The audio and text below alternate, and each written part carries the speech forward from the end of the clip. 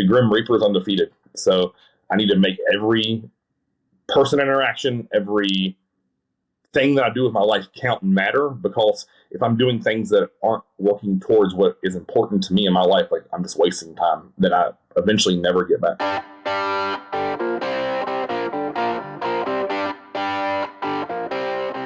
Hi, I'm Ryan Munsey, and welcome to the Move the Chains podcast. As an entrepreneur, best-selling author, and keynote speaker, I help executives and leaders take the next steps towards success. Everyone needs a big goal, but unless you attack it one step at a time, you will get overwhelmed and fall short. And that's what I help folks do. Each week on this show, I'm going to bring you the best tools and tips to achieve those big dreams that you have. I'm going to interview some of my friends and some of the world's most successful folks so that you can learn how they've managed to push through and attain their dreams. All right, today we are talking to my good friend, Cris Edmonds. And how you doing, Cris? Exceptional. Beautiful weather, off day from training. All right. I'm going to let you introduce yourself. Tell folks, who you are and what you do. I really wish I would memorized what I put in the bio for your questionnaire. I'll tell you what, I can pull it up for you. How about that? Do it. Yeah. Because I think that I was on a roll like that day when you sent me the link, and I was like, that's just it. All right, let's see. Lead coach at Mountain Dog Diet. Yep. National level MTC bodybuilder, father to 2 athletes, and toxic male. Yes, all of that. I do have a great wife. As you know, you were at my wedding. I didn't put her in there, but yeah, that's everything, man. Like, so I think if people don't know what Mountain Dog Diet is, I write what I would consider the highest level form of nutrition, training, cardio supplements. And that's from anyone who is from a stay-at-home mom to a professional athlete to the biggest pro bodybuilder. And, I think a mission that I told you years ago was like, I don't care who I work with as long as they have the same mission as mine, as that is to be their absolute best. And that's who I help. That's what I do. That's what I have been fortunate enough and blessed with for the last 12 years to do professionally. So, yeah. Okay. So for folks, Cris and I have known each other since at least high school, maybe middle school, yeah. Played JV basketball together, and one of the few people that I still talk to from high school. And, we out of college, we personal trainers at the same Gold's Gym. We were training partners. And, as you just kind of alluded to, we have a shared value and passion for a standard of excellence and holding ourselves to it in everything that we do and pursue, and coaching others to do the same. And that's why we've continued to be friends. And we're both meatheads. We both love to throw some weight around. So I think this is going to be a really fun conversation, and I'm looking forward to having you share some of what you do with our audience.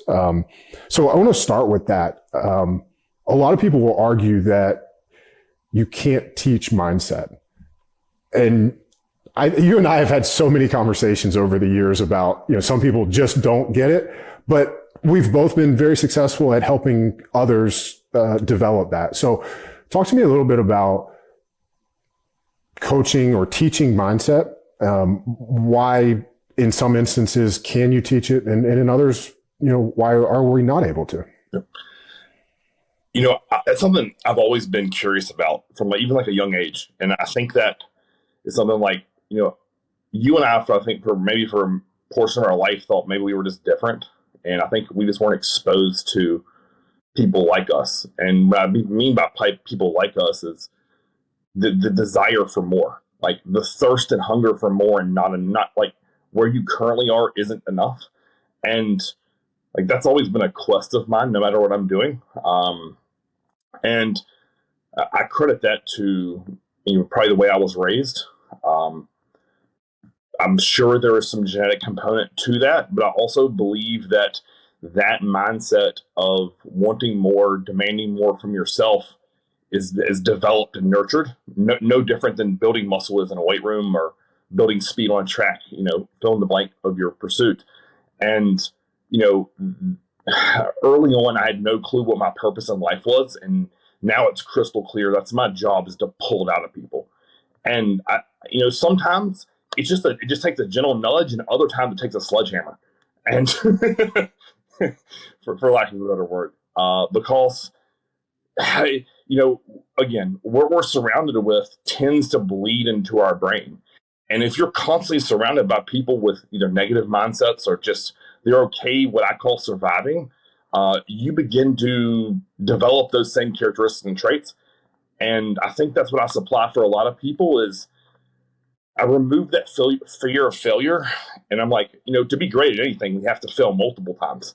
And, I've never been scared of that in a weight room, on a football field, at a golf course, parenting, because as I've said many times to you, is like, that's the only way growth occurs, right? It's not one of those things where, I just told Ty this, who was our older son, who's a Division I wrestler.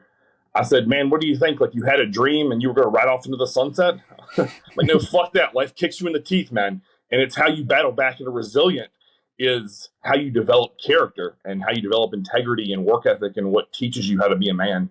And I think a lot of times that eludes people. So something you said there is, I hear a lot, folks will reach out, you're talking about who people are surrounded with, right? And I think not everybody is fortunate to have total control of, let's say, like that top 5, right? Because we've all heard that, the 5 people you spend the most time with, right? And so, let's say you have a job where you're in an office and the environment is negative, or whatever that might look like.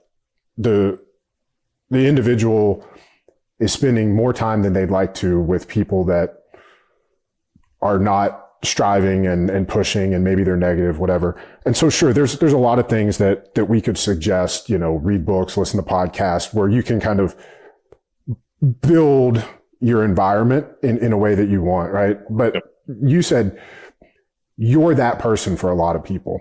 Correct. That's a huge responsibility, and it takes a lot of energy and intention. So I'm curious if there's something you do before your interactions with people. And I know a lot of them are back and forth over email too. So how do you make sure that every one of your interactions and touch points with your people, that you're showing up in that way for them? Oh, that's a great question. For me, and this, I don't do anything haphazard. If I'm, I know I had that shirt that said blast or dust, and like, if I'm dusting something, I'm walking away.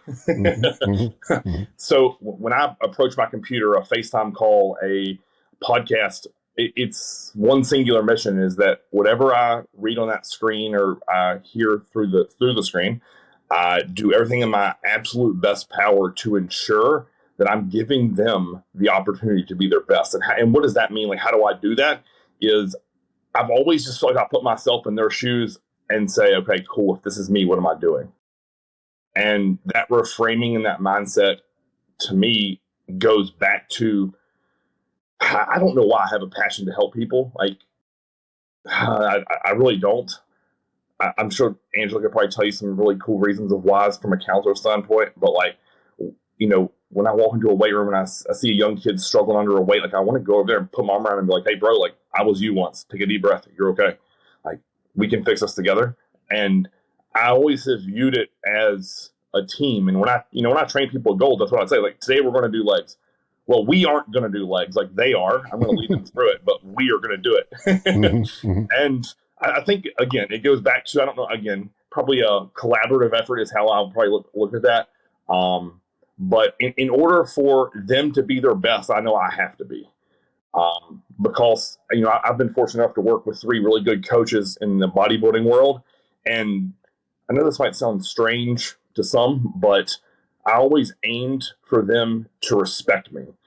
And the only way you do that is not through words, but through action. And like, I don't miss a gram of food. I don't do a second less or more of cardio. When I train, I do it with intent and purpose to be my best. And if I fuck it up, like, I tell them, and then we game plan how to never let that happen again. And I think that perspective gives me the feeling that the client received, and I need to give them that energy on the flip side and think, okay, cool, like what did John pull out of me? And I put that into my work. I love that answer. And something you said in there, I've seen firsthand, and I want to get you to kind of give some specific examples. So you're talking about earning your coach's respect. And I think the way you outline that is so beautiful. And to me, it aligns very well with the same way that we earn somebody else's trust. Yes. Yep. And something that you and I both help people with a lot is building confidence, right? Yes. And so I always tell people that the way that you build self-confidence is the same way that you build trust with other people, right? If I fail to demonstrate to you that you can trust me. So if we're supposed to show up and meet at the gym at 5 a.m. and I'm not there, if I'm supposed to, bring snacks, or if I say I'm going to hand in this report or whatever, if I fail to do the things that I say I'm going to do, you don't trust me because I haven't followed through on those actions. Right. And almost every single individual that I've met and worked with who's asking that question of how do I build more confidence, they're letting themselves down in the past, right? And it's the exact same thing, right? Like maybe nobody else knows it, but they said, oh, I'm going to start a program on Monday. I'm going to, build a business. I'm going to write a book. And then every time they don't show up for themselves, their trust in themselves erodes. Their confidence in themselves erodes. Can you elaborate on, and you gave some great examples, like with the check-ins and, not missing a gram of food, not doing a second more or less of cardio, but the other side of that is time too, right? Like I know with John, because, we were doing those workouts together and I was seeing that correspondence, but can you talk a little bit about, I guess part A of this would be outlining those actions that we can use to show others that they can trust and respect us. And then talk about the time component. It's not an overnight thing. So very similar to the way you said you were teaching confidence. Something I shout from the rooftops to my clients is confidence comes from doing. Because I hear people all the time say, Chris, I can't follow a meal plan. Well, no, you're choosing not to follow a meal plan. You laugh because you know that I'm fucking right. Right. I know. I've heard the same thing. Yeah. Right. My skin boils a little bit because I'm like, come on, bro. Like, you be better than this. Hold yourself to a higher standard. I know that no one has ever told you that, or may have, had that moment where they like pin you against the wall, hand around your throat, and be like looking you dead in the eyes and be like, man to man, we gotta fix this. And a lot of times that's me talking out loud to myself. Like, we can do anything we set our mind to. It's probably going to be harder and take longer than we expect. But in terms of action items for me, from my end, you and I believe that all this shit with nutrition and training is transferable to business, to relationships, whatever, fill in the blank. And for me, it just, I always tell my people who are struggling, don't think about the day. Don't think about the 6 meals and the 30 minutes of cardio and the 12 sets of back. Think about what you have to do next and nail it. And then if you complete those, let's say 8 action items in a day, great. You check the box, you can go to sleep and sleep easy.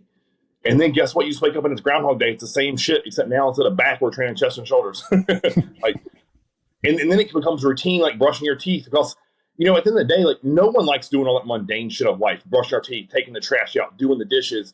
Like, all that shit is boring. And if we were a point of like wealth-wise where we could offload every bit, we would do it.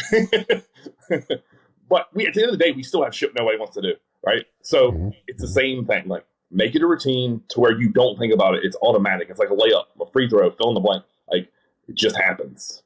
And again, it's something to me, and this is going to be powerful for, I hope, a lot of people out there. It's you wake up and choose it. Like, you don't allow someone else to have control over that. Like, I could never imagine jumping in the car with one of the boys heading to a baseball game and not having a meal packed with me. Like, well, what do you mean, Chris? Like, well, we may be there for 3 hours. Of course, I need to eat in that window. I'm not going to have time to like go get something which is going to be suboptimal or not something I choose to do, or come home and have to make a meal and then it's 4 hours without eating. Mm-hmm. So it's just like anything in life: preparation, planning, precision, and then execution.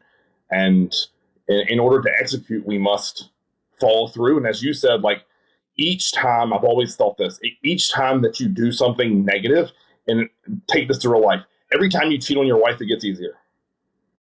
Right? And I know that's a tough reality for some people to hear, but every morning I wake up and I choose my wife. And it doesn't matter how many beautiful women present themselves to me, I'm loyal to her. And it's no different than my meal plan. I have 6 meals, I have to eat them. Okay, cool. That's what it's going to get accomplished today, and then there's no other option. And that means I have to stay up till fucking 2 o'clock in the morning to eat them. That's what I'm going to do. You asked me a second part of the question. I don't remember it. The time component. So, like, especially like with John, like, I because I was there and I saw that one. Talk about how long it took, because I know one of the things we wanted was that invite to go train with John and Dave at Elite, in Columbus, Ohio. And so, I mean, how long did it take to get to that point? And then even from there, you ended up working with him for years, and now, here, this is where you are. Yes. So, we did 3 full programs. So you figure that was 12 weeks apiece at 36 weeks. And then I'll never forget the day I was sitting in that Gold's office, the fitness manager office, and I saw that T Nation post, and he, I'm going to try not to get choked up here and talk about this, because it's a huge moment in my life, and now these passed, like, it means something to me. Somebody was talking shit to him about that doesn't look that hard. And he said, we'll come out to Elite and try it. And the guy was like, no, I don't need to do that. I live in a perfect setup. And man, I just had the balls to say, I'll show up. And so am my training partner. And he's like, can you be here on Saturday? And listen, I didn't give a fuck what on my calendar was happening. You and I were going to Elite FTS S4, and we were going to lay our nuts on the line, because I knew how many people would have killed for that situation. And, I still to this day tell people, like, man, I was so young, dumb, and ignorant that probably worked in my favor. Because we knew nothing different than to just show up and just fucking empty the gas tank. And, that started, that jet fueled him and I's relationship. Because as you know, anyone that's willing to go through something hard with you, that bond is formed and fast, That's why I think, like, guys on a football field or any sports team, or, you figure like the Navy SEAL people you got to hang out with, wrestlers, anytime you do hard shit with people, man, like, it's a bond. Mm-hmm. And even though you may not always agree with what they do ethically or outside of that environment, it's something that, it means something. It's very similar to the way I feel about every person that was a serious training partner of mine. Like, we have something together that not many other people that work with us do. And, in terms of, I would say time of fully gaining his trust. So you figure that was, we'd done 36 weeks of his training, and then it was another, I want to say, let's see, 4 years. And then, this is a cool story for everyone who, like, if you want to summarize my life, like, I walked into Gold's one day and just said, fuck it, I quit. I'm tired of working with someone else and getting treated like shit. And I had no other job opportunities, and Angela was 6 months pregnant with our second son. Man, perfect timing, right? Defining moment in your life, right? Like, hold on, wait, you aren't going to have a paycheck in a month, and I'm pregnant? Yeah, awesome. Listen, she knows to trust me at this point. And I mean, I wasn't scared to ask, and I reached out and said, man, like, do you have any job openings for a coach? I'm be willing to do it. And so I interned for him for 3 months, and he was having some coaching turnover, so it was just kind of a good timing thing. And then he ended up hiring me because he's like, man, you have done a really good job with the people that I've given you. He'd given me, like, I think at that point, like 10 clients to test run. He was blind copied on every single email, so we got to see my interaction, my level of customer service, the care and effort, energy I put into it. And here's something I tell everyone, like, for the next 7 years, I didn't take one fucking off day, because I knew how great of an opportunity I had at my fingertips, and I wanted him to never find someone who was willing to work fucking as hard as I am. And I mean that. Like, I say that with every bit of my being. Like, I knew there was people who were probably smarter, had a better resume, who were bigger, who were stronger. But I knew if I did what I was supposed to do, he would never find someone who could replace me. And after 5 years of that, he gave me every bit of words of affirmation I never needed when we were together or getting ready to go train back. And he just like put his arm around me and he was like, man, I cannot thank you enough for everything that you put into this business, and what we have built is really cool. And I was like, fuck, man, like that was huge. Like that's all I ever wanted. Like, you know, because you know the environment we came from where we weren't appreciated, where, you know, our clients did. So don't get me wrong. If you're one of our 4 clients listening, like, I know you valued my service, but in terms of the people that we worked for and who we gave a lot of money to, they didn't value us. We were just a cog in a wheel, man. Like we were just dollars and cents. And it was nice to know that I worked for someone who valued that. And, you know, in terms of holding that position and what I do now, which is run his business, is I still try to operate with that level of integrity every single day. And I think that goes back to your very first question is, you know, I have a legacy to uphold of his name, his work ethic, his level of detail, and it's something I strive to do every day. Oh, I mean, I'm not right next to you every day anymore, but from what I can see from a distance, you're certainly doing a great job of that. I think just to pull one other thing out of what you just said, I mean, the humility that you had to go from, I mean, when you left Gold, you were the fitness manager, right? Mm-hmm. How many people would go from a fitness manager in a place like that to then saying, you know, hey, do you have a job opportunity? He's like, well, you can intern for 3 months. Yep. And the fact that you did that, and then you realize, hey, the way that I take advantage of this opportunity is everything you just said, like, you know, show up the way that you did and make sure that no one is going to work harder than you. And I mean, that answer is just awesome. And I think just, again, to just highlight the humility to, you know, put yourself in that position despite, you know, where you had gone previously in your career. Yep. So is there anything else around teaching mindset that you want to share? I mean, I know a lot of your clients are virtual. I know how you did it in the gym. Yeah. So I'm curious if there's anything that you've picked up as a tool or strategy since you've been doing it mostly virtual. So for the people who, I have a handful of people that come and train with me, and they want to take my service to the next level. And as you know, like nothing truly beats hands-on. I can do the best job on the planet teaching online, but there's something about just like energy transfer and environment that plays a huge role in that. And I think something that really helped a lot was me being on social media more. And I know that probably sounds funny to a lot of people, but just speaking candidly to the either the camera or my phone, I think that helps a lot.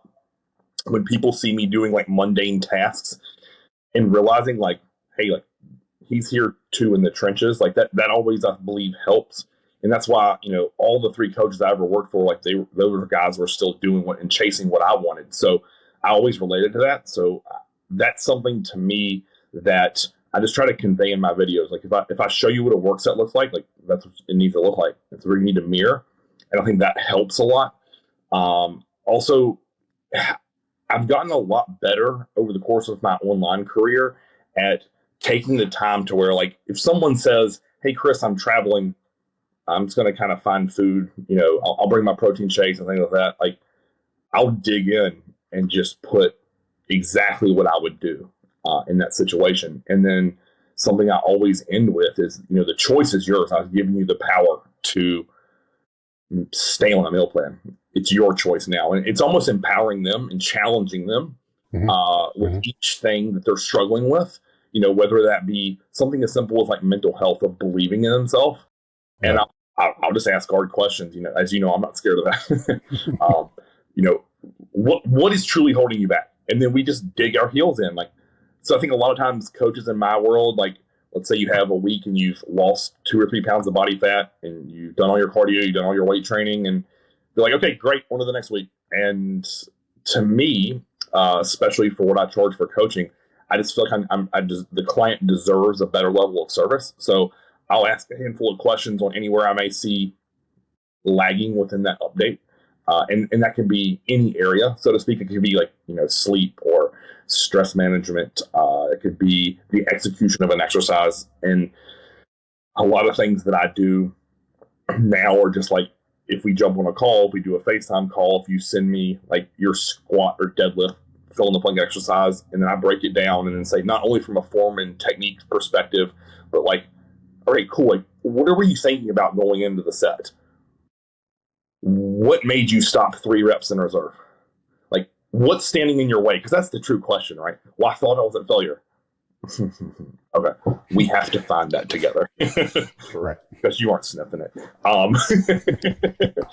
And yeah, it's little things like that that if people can get in person with me, it's just a chronic questioning and like really digging my heels in. Very similar to almost think about how we used to do those health assessments. Like, me, I'm going to find a sore. I'm going to pick on that thing because that's the weak link. And again, it's really easy to glance over those. But if you do that for 12, 24, 52 weeks, next thing you know, all those weaknesses are gone and the freaking progress is skyrocketing because we've taken the time to rid all of what I call as like low-hanging fruit and then like mid-range. And then now we can dig our heels in on the shit that's on the top of that tree and really start to hack that fucker down. And again, as with any of my in-person clients, like I am a coach who works with people long-term.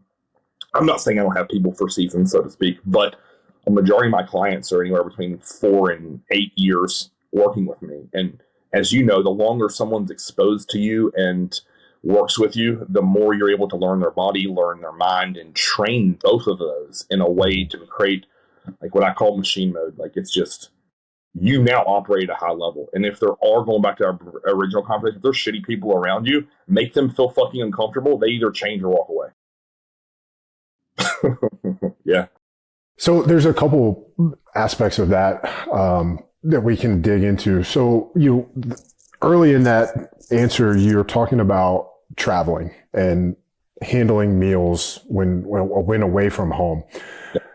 I think even if somebody listening isn't a bodybuilder, I think it's fairly obvious to understand why it matters, especially if they're in contest prep, that they nail every single meal while they're traveling. So my question here is not so much about that person, but let's say it's maybe like a CEO or somebody at that level who says, hey, I'm going to travel. I'm going to take a couple of protein shakes and then I'll find decent food wherever.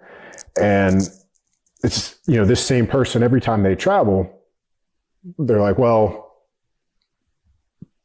I went, not like I went off the rails, but it wasn't great. Correct. Talk to me about why that matters. You mentioned it earlier, like we both understand the transfer of these things to other areas of life. So how does that, and I'm not saying that every single person needs to measure every single meal like you and I do, but talk a little bit about how that can seep into other aspects of life.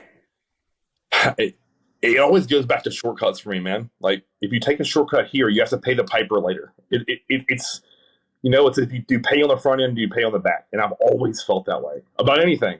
And there's a reason it's called a shortcut or a hack or whatever fucking buzzword people want to use now, right? Like for me, I can speak for me, like when I nail my meals, I feel good. Like I have nothing to worry about. It causes me stress and anxiety if I don't. And I realize that may be different for most. Like put me in a place with no meals and just have to survive. Like, oh fuck. Like that just makes me like start to get antsy.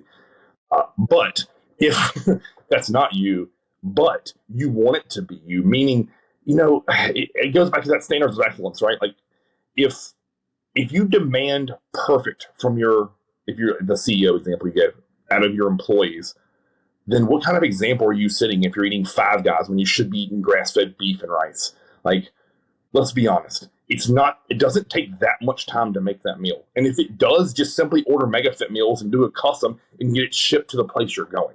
Like, there's always solutions.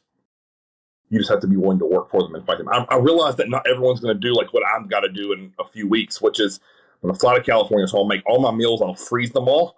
I'll eat one before I get on the plane and the others are in my book bag. And I sit on the one I'm going to eat an hour before I eat it. And it dethaws under my thigh. I'm going to eat it cold. I realized that not everyone's going to do that. But listen, I mean, man, like I'm going to do that when I walk away from bodybuilding anyways. Like I'm not going to eat some bullshit on a plane, make my stomach hurt and be all gassy the whole way. Not like, I'm laughing because I do the same shit. And I mean, you've seen me sneak meals into football games and movie theaters and everything else. It's funny, those freezer packs that go in like the wolf pack bags. Yes. Yeah. I recently traveled, and on the way home, my hotel room that I was in didn't have a freezer. It just had a mini fridge. Right. So I couldn't freeze that ice pack. And I learned the hard way that TSA they take it away from you. Right. If it's not frozen. Somehow, if it's frozen, it's not a liquid. But if it isn't an ice pack, if it's in liquid form, they take it away. They confiscated it. Yep. So, all right. Go ahead. So I think we wrap that portion up, right? It's like, I just remind those people with their goals. Why did you come to me? Why did you invest, $1,200 to $4,200? Like, why? What made you spend that money? What made you get off the damn couch or on your phone and spend that money? Whether it be a large or small sum for you financially, it doesn't matter. You still invested time, effort, and energy to do all that. Take your photos, send me a questionnaire.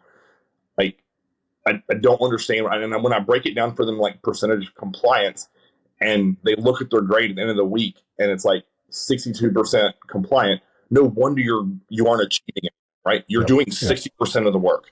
Right. That's a fucking F.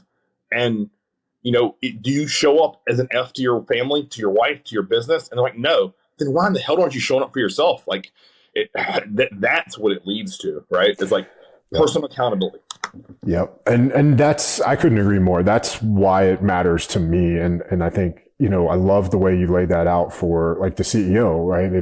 If that's how you're showing up, if that's the example you're setting for the people at your workplace, it doesn't always have to be food. It's, are you getting your workouts in? Are you showing up like, is your shirt tucked? And it's about the example, right? It's kind of the how you do anything is how you do everything. Like, and the way you laid it out there at the end is perfect, right? If you're only showing up and doing 60% of the work and you're the one that they're looking to as the person who sets the standard for this organization, whether you're a football coach or, a CEO, whatever. A very, very intelligent man who coached defensive back for us, he said to me one time at a practice, he goes, Chris, like, you represent the name on the back of your fucking jersey. And that meant something to me, right? Like, my last name represents a heritage of men that I must uphold that level of excellence. And then now, as a 40-year-old dude who has 2 boys, I now have to be the example for them. And if I'm walking around with my stomach hanging over my waistband, I can't get outside and run and throw balls with them, if I can't like just show up for them because of physical inability, man, like I hold myself higher in regard. Like they're going to be in my spot one day, and I can only hope like they're trying to lead by example for their kids. And I think a lot of times people don't take that into account. They don't hold themselves to that because it's a scary reflection to look at. And you always hear like, man, my brother and I talk about this all the time. Like when we coach football or baseball, and all the other dads are like, man, I wish I could do that still. You fucking can. Like, you just don't apply yourself. Like, I'm in the best shape of my life. I mean, I'm not athletically in the best shape of my life, but, at 40, I can still get out there and run with those boys with a lot more muscle than I used to have. My brother can fly around like a damn jackrabbit at his age. Like, I don't know. It's just, I think a lot of times people forget that. Like, their kids, their wife, like, they look to them as an example. And if you are chronically giving up on yourself, why are they going to have any faith in you, as you said earlier? Like, truth be told, like, if someone tries to attack our family, I want to know that I'm going to have the balls to stand up for them and myself, and then I'm not going to die. And if I do, it's to protect them. Like, simple as that. I think that's a great segue into coaching, because that's definitely one of the things I wanted to talk to you about today. You've been coaching youth sports since Ty was, playing, right? 5, right. So, I mean, at least 15 years. Yeah. What are some of the ways that you approach that? I know we would, if I'm assuming that if I asked you who your favorite coach of all time was, that you'd probably say Coach Hart. Yes.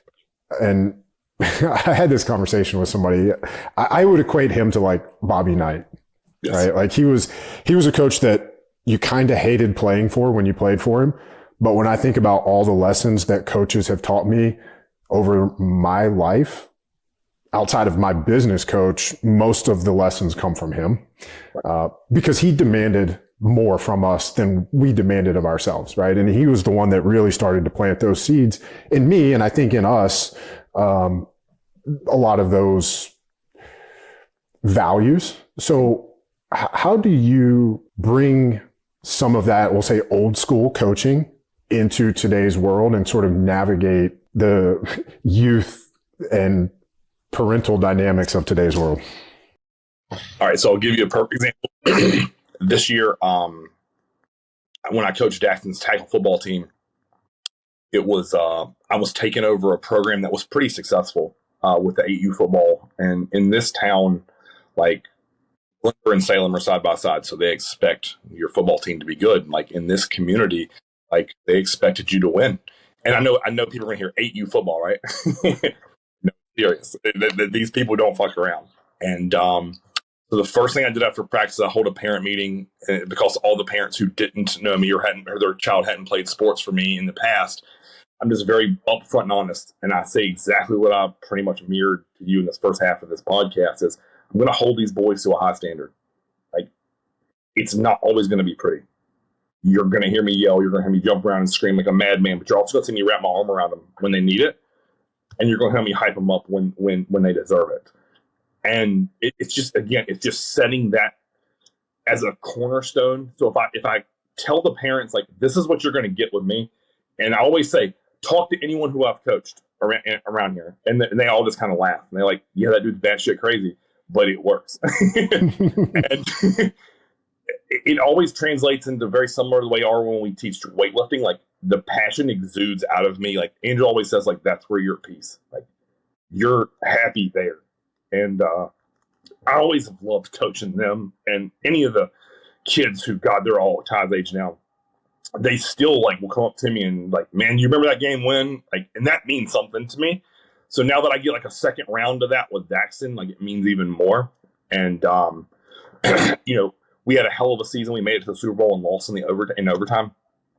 And it's one of those things where every one of those parents, and I had 30 boys on the team, were like, thank you for an incredible season. And they were all like, I need you to pick my son for baseball. And are you going to be back next year for 10U? And like, so it's one of those things where, again, I coach hard, I coach aggressive. And when I tell you that I talk to them like I'd talk to a high schooler, that's the way I treat the game. I don't dummy it down. I don't make up silly words for shit.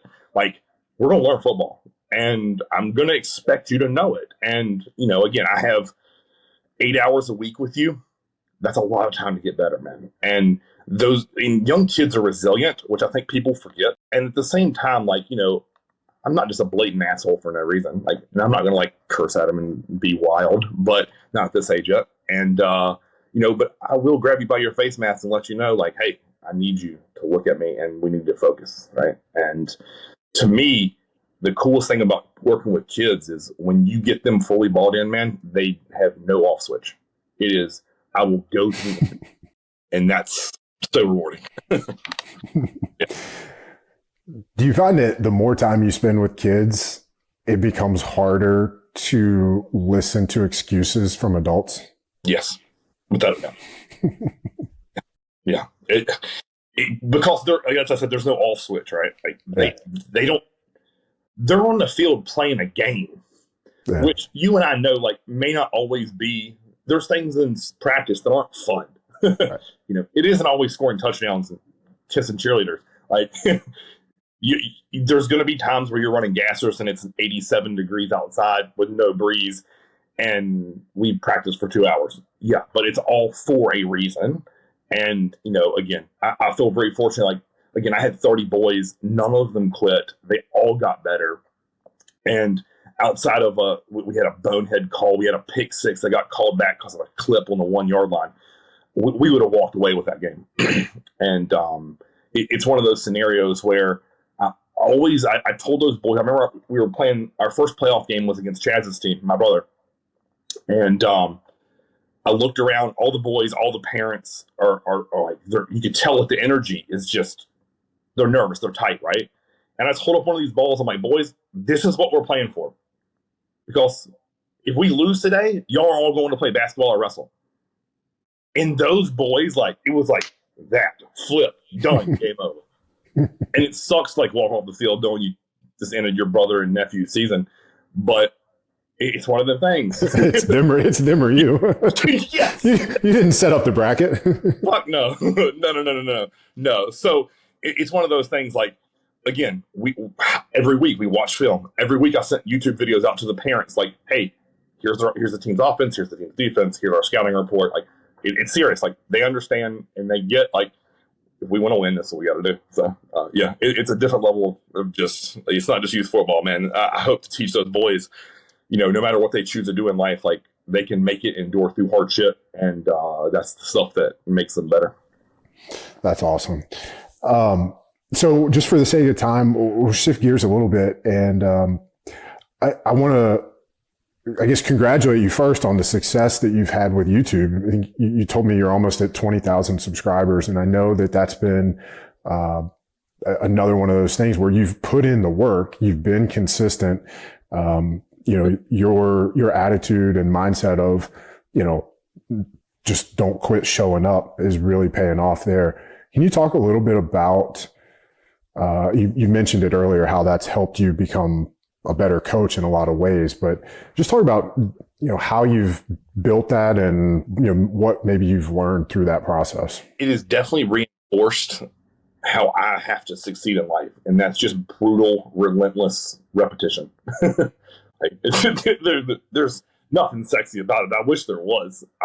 There's definitely things that I've learned, but the chief thing I walked away from that is, 5 years, 880 videos, that's 3 to 5 a week, and not missing, not once. And again, they're just like with anything in life, there was days when I didn't feel like filming. I just wanted to put my headphones in and train and go into that void, as Dave Tate talks about. But you have to realize, like, hey, if I build this and continue to nurture it, it's going to develop into something that's going to be incredible and like a walking scrapbook of the second half of my bodybuilding. And that's the biggest key. And again, that's what worked for me in personal training. That's what worked for me in online coaching. You name it. Like, it's just every day you show up, you tick those boxes and do like what most people are scared to do. And that's just no fear of failure. And I always kind of joke and tell people, like, I think it's like a superhero power of mine is like too stupid and dumb to quit. I'd say one of your other superpowers is just embracing and stepping fully into who you are. Yes. Yeah, agree. How do you, like, I guess for you, that was never an issue with YouTube or even social media, just because that's how you are in real life too. And so maybe the question here is, I don't want to say the blowback, but I know you get a lot of stupid comments. And how do you deal with or compartmentalize some of that negativity? You've got kids, you've got a wife. Some of it is directed at, I know, some people were questioning the legitimacy of your wife's existence. Like, how do you deal with that? How do you shield, especially Daxton, from some of that? What's funny, man, is like, that 5 years ago, I did not handle that well. And it was a maturing process, right? Like, because, you think, or at least in my mind, I think, man, I'm putting out free content that costs you nothing. Even if you didn't like it, wouldn't you just do this? Like, just swipe up or hit next, right? Like, because in my mind, that's how I would operate. Like, if I see something stupid, I might make a joke. I might send it to you in a text message or show my wife. I'm like, look how fucking stupid this guy is. But then it's on. I'm not even thinking about it. Like, I'm sure I'm not going to take the time to write a 14-paragraph comment on why he's a moron. Like, so it was kind of hard for me to understand and grasp, like, why someone would be so, like, blatantly mean, nasty to a stranger they'd never met. And, she said something to me one day. She goes, Chris, like, someone probably really hurt them is why they behave in that manner, right? Because no one is going to be that vile to a stranger. And I'm like, man, there's a lot of power in that. Some days I have a good sense of humor about it and I'll poke fun at it, either myself or I'll if it's a kid who's 160 pounds and he's telling me I don't know how to grow muscle, I'm always like, you don't even look like you've been inside of a weight room, bro. Awesome. Keep telling me how I'm fucking up. So, it's a little bit of that. Some things do get under my skin when you talk about my family or wife, that makes me want to eat your throat. But at the end of the day, you just kind of got to take a deep breath and be like, man, it is what it is. It's the internet. And for as many people that may leave a negative comment, I'm helping 100 times that, So if let's say I'm doing a video on, how to structure a meal plan properly, and someone says that many carbohydrates is going to make you a type 2 diabetic, you and I both know that's not the truth. But to them, they believe that in their heart. So you just got to take it with a grain of salt and be like, cool, you do what works for you, man. And a lot of times, just disarming them with that information helps a lot. But again, I'm going to say most days I'm really chill with it, and there's some days that I'm not. So that's me being honest. Because the people say my wife's not real, I laugh at that because I'm like, hold on, I'd have to create a backstory of 15 years of an Instagram profile, and then every time she's been in a video with me, I had to pay a woman to pretend to be my wife. Dear God, if I took that effort, energy, and put it into business, I'd be way wealthier. Fuck, that's me being too logical, right? Right. The internet is no place for logic. No. All right, so let me ask you a couple of clickbait headline time questions. Yeah. On the nutrition side. Yes. Give me one thing that people are doing wrong or should stop doing. Oh, yeah. If you want to gain muscle, fasting before lifting, that's the number one thing in my mind. If you want something maybe more clickbait, let's say this, intra-workout nutrition is the most important shit on the planet. I believe that, but right now there's a resurgence, at least in my world, that is, oh man, if you've eaten all your meals 24 hours in advance, intra-workout nutrition is useless. And listen, I'll preface with this. Intra-workout nutrition is useless if you train like a pussy.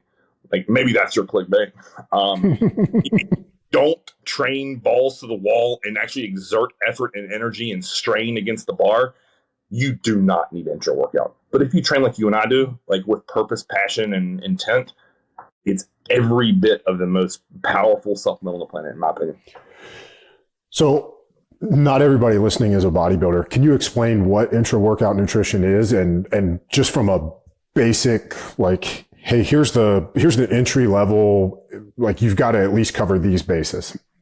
So intra-workout nutrition is what you drink while you train. So for me now, it's to the point where it's essential amino acids. So that's going to help with the blunting muscle breakdown. Then I'm going to carbohydrate in there as a fuel source. And also, if you're a bodybuilder, you want to help with pump, but for most people, it's going to help performance. So maintaining strength, maintaining endurance. So I prefer to have highly branched cyclic dextrin in there. And then the final piece of that for me is creatine monohydrate, 5 to 10 grams. And then honestly, a little extra caveat there for something for electrolytes, salt. You could do a liquid IV mix in there with it. You could do coconut water powder or coconut water in general, meaning your mixing agent. But it's going to help you maintain performance from the start of your session to the end, and it's going to help reduce soreness. So that's what I would say the quick hitter is. Okay, beautiful. And then on the training side, you kind of alluded to it a minute ago, but what would be one piece of advice in regards to hitting the gym and wanting to get stronger or put on muscle? Okay. This might sound really interesting for some, but in my world, the over specificity of training now, being what I would call too cute, lifting in a library, it's so, a lot of these people are teaching these scalpel training principles to people who they don't understand their audience, right? And that's something I think you and I have grasped at a young age in terms of the training world is you don't need scalpel if you've done enough jackhammering. And what I mean by that is if you can't bench, squat, deadlift a respectable amount of load, you have no reason being on a sideways hammer strength pressing a plate on each side. it's useless. So it's like this over scientific, like have to feel every inch of the motion. Like I just need most people to get brutally strong first and build a base level of strength on, the stuff that you and I grew up on, which is, barbells, dumbbells, and a pull-up/dip bar. Like that's what people are glossing over, is because they see all these like cute, fancy, jacked bodybuilders or just fitness influencers saying, hey, do this. And it's like a banded hammer strength row. And I'm like, could you just do a bent barbell row and deadlift, bro? Like, please. All right. Give me a final piece of advice for a listener wanting to be more consistent or better at moving the chains. Oh, I'm a big pencil and paper guy. You have to write down your reason for, in your words, moving the chains. Write them down and hold yourself accountable to it. Screenshot it and make that your wallpaper on your phone. So when things in life is thrown in adversity, whether that be your own hand or someone else's, like remind yourself why you're doing this. And to me, that always brings me back to center. Why is it important? Why am I doing it? And then it's just at that point, it's just execution. You compartmentalize everything else around you, execute what I need to do in that second, and move forward. To me, that is probably the most important thing. Is, again, to me, if it's written down in paper and I read it either out loud or in my head, that will always push me to what I'm going to say is the right thing. And if you feel like it's the wrong thing, then you need to reevaluate those. It's as simple as that. Like, I feel like, when John passed unexpectedly, it made me get this like greater appreciation for life and realizing that life is precious and it's not infinite. Like the Grim Reaper is undefeated. So I need to make every person interaction, every thing that I do with my life count and matter, because if I'm doing things that aren't working towards what is important to me in my life, like I'm just wasting time that I eventually never get back. Damn. That's a great answer. Where can people find more of you, Cris? Of course. If you want to do Instagram, it is C and then my last name Edmonds, which is EDMONDS, and then the number 18. I'm on YouTube at Cris Edmonds TV. That is with no H, so CRIS. And then if you want to email me at chrisedmondstv@gmail.com, that's probably the easiest way to do so. Cool. We'll put links to all that in the description. So make it as easy as possible on people. Link to Mountain Dog Diet website as well. Yes, that'd be great, man. Yep. Okay. And you'll find all of our programs. You'll find one-time diet. You'll find full-on coaching programs. And I'm in the process of releasing a new program probably within the next 8 weeks, which I'm pretty excited for. So, yeah. Are you going to continue with the superhero name? So it's going to be different because the truth is, like, I was never a big superhero guy, like when I was a kid, but I played a shitload of Mortal Kombat. So what I wanted to do was like the first name of the first program I wanted to do was Scorpion. And so it's like a little bit kind of the same, but a little different. So, it's a little bit like Mountain Dog, but then it's like my own shit. So nice. I like it. Okay. So thank you guys for listening. I'm glad you're here. I'm excited for the conversations and guests like Cris and all the other ones that we're going to bring in the future. Every week, we're going to bring you tips and tools on how to use the Move the Chains philosophy in your day-to-day life with real-world examples from my life, from coaching clients, from friends, and other high-performing, successful people so that you can see how they have their version of moving the chains to fuel their successes. Thanks for listening. Make sure you subscribe to the Move the Chains podcast wherever you listen so you can get notified of new episodes. And if you dig what you hear, please leave us a review. Those really do help. See you next time.